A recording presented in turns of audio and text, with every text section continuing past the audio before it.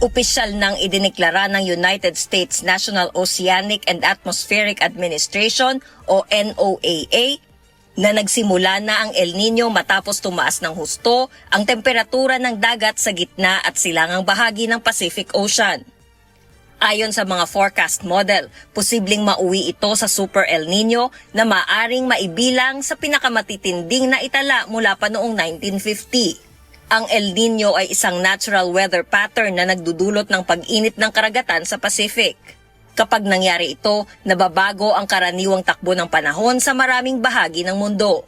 Ipinaliwanag ng mga eksperto na nangyayari ang El Nino sa panahong mas mainit na ang daigdig dahil sa climate change.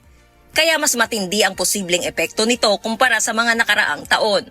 Inaasahan na ang pinakamalaking epekto nito ay mararamdaman sa huling bahagi ng taong ito hanggang 2027, kung saan posibleng makapagtalaga ng mga record-breaking na taas ng temperatura sa buong mundo.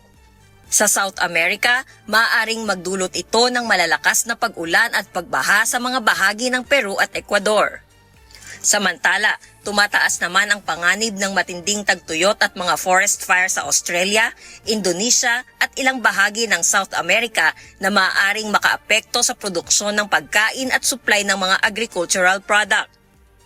Babala rin ng mga climate expert, maaaring magresulta ang El Nino sa pagtaas ng presyo ng pagkain dahil sa pagkasira ng mga pananim at pagbaba ng produksyon sa mga rehiyong apektado ng tagtuyot at pagbaha.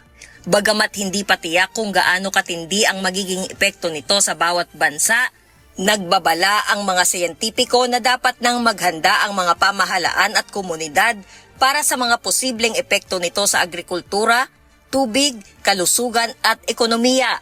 Inaasahan naman ng mga meteorologist na magpapatuloy ang El Nino hanggang sa mga susunod na buwan at posibleng magtagal ng halos 1 taon bago muling humina.